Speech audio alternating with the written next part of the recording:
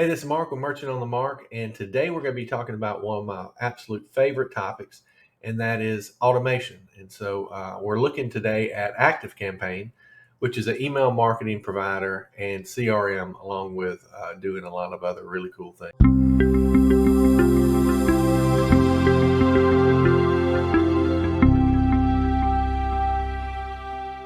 So I've been selling online for over 25 years. And during that time, I've used basically all the platforms from Aweber to GetResponse to Klaviyo to MailChimp to GetResponse, basically all of them. And ActiveCampaign is what I've settled on over the last 5 years. I've been using it basically exclusively because they have the most integrations with outside softwares. So you don't have to go and have custom things built to integrate with your e-commerce sites, and it's very robust, and so it does everything that I need it to. And once you learn how to use it, it's extremely powerful. So today we're on the dashboard right here, and this is a test account that we use. And what we're going to go right into is automations. And so automations can be thought of as a funnel. And so you can, when someone comes into your ecosystem or opts into a form, whatever it might be, in the past, you could set up a follow-up sequence whereby they'd get an email today, welcoming them, maybe an email one day from then, maybe 3 days, maybe 7 days.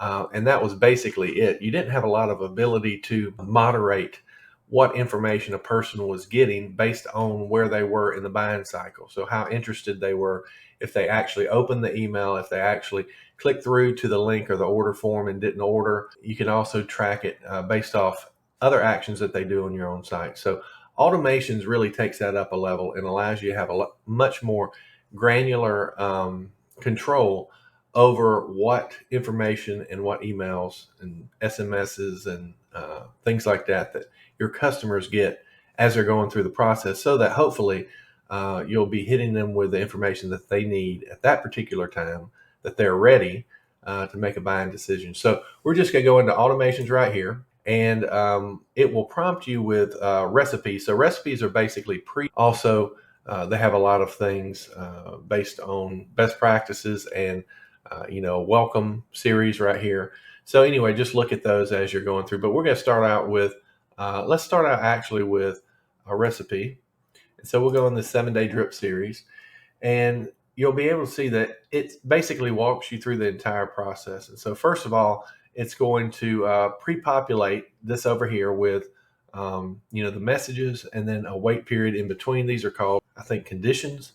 Right here, you can change the name. So we'll change this name right here to be Test 7-Day Drip. That's very important to keep those organized.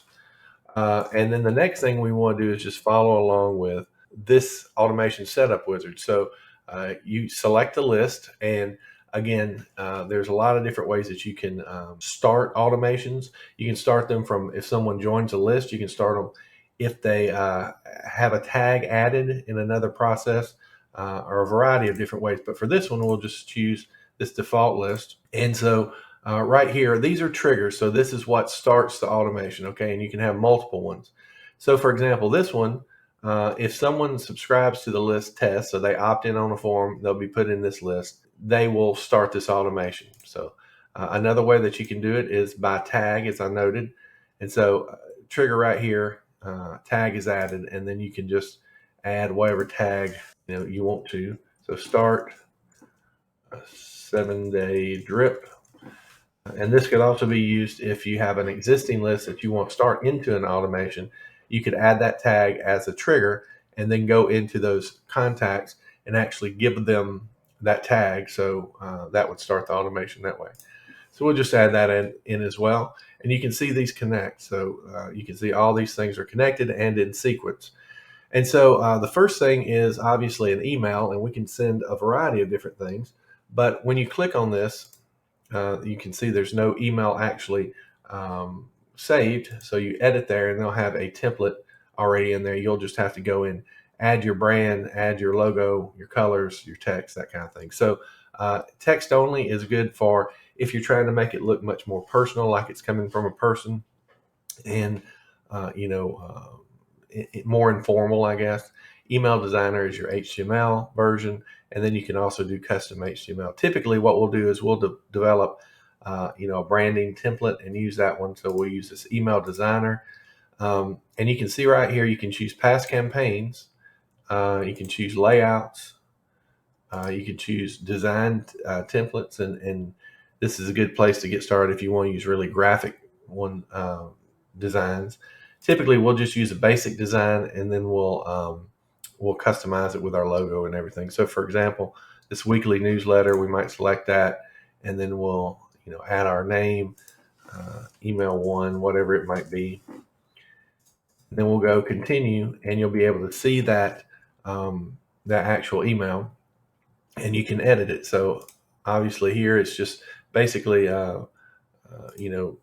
as you would see on any other program like this. But right here you can add your logo. You can include different things like images, text, buttons. You just pull it over and drop it in, and then you can edit it over here. So add your link, add your label. Pretty self-explanatory, and so you can build it exactly as you want it. And then after you save it, it will save that as a previous design, so you can then choose that and just edit that one going forward. So I would build out my first email template, and then you'll go next. It will save your changes, and then it will prompt you to enter a subject, a pre-header text, who it's from.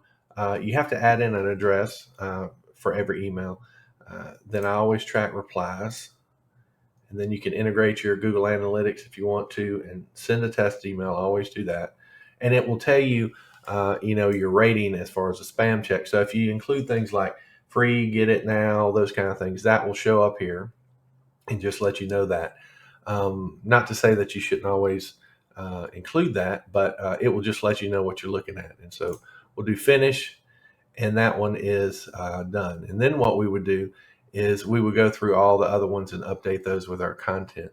Now, keep in mind that when you're doing this, active is it's not active, it's inactive. So whenever you finish everything that you want to do, you'll just click here on active and it will be activated. So next, let's look at the steps in between the emails. And this is a very simple automation. So if we click right there, we can add another action, and you can see send an email, send an SMS, conditions. We can wait a certain period. We can do if else. So we use this a lot. If we want to send a second email to people who haven't opened the first, you can do that here.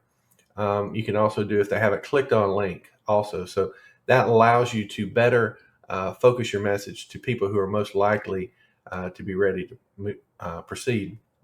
You can also, start another automation in here, and then you have a lot of other features that you can do in this automation section. So right here, we're just doing a basic wait one day, in between messages, and you can go through the 7 days. And so at that point, that would be a done automation after you edited all these emails. And so you'd have that. Now, if we want to go back to automations and we wanted to do this from scratch, I'll show you really quickly. There's a lot that we can do, and we'll do create new automation. And you can see that it presents you with these recipes. And so let's go through a few of these.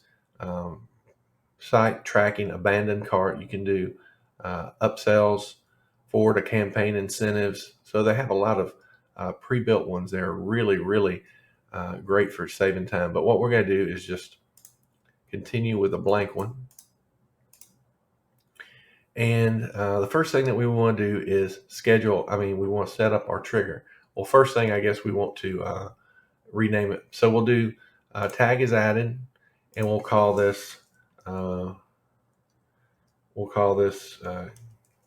company one.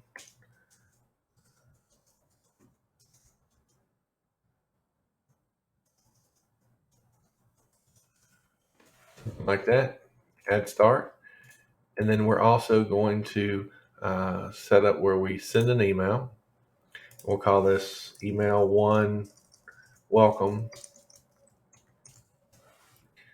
And we can do start with a past campaign if we want to. and we'll choose email designer, and you can see that past key campaigns are here. So we can choose these, or we can just start with a design template. So let's just say we like this one, for example, and we'll add in our subject and continue. And then it's just like the other editor, so that we can make any edits that we need to, change out images.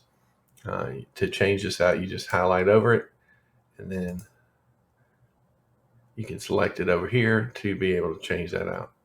And then so whenever we get this finished, we'll just go to next. And it's the same process. We choose a subject for the email. We choose, the address, all those kind of things.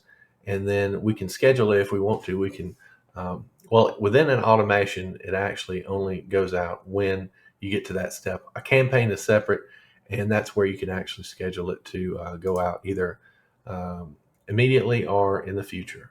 And so I highly recommend going into Activecampaign. There's a link in the description, and you'll be able to get a 14-day free trial, and you can go in and play around with it and test things out. If you have any questions on anything or how to do something, I'm not the end-all be-all expert, but I've been using it for quite a while and have some fairly sophisticated automations, and maybe I can steer you in the right way. So again, this is Mark with Merchant on the Mark. I appreciate you. Subscribe to the channel if you're liking the content that you're seeing, and like this video. And if you have any questions, just let me know. Thanks again.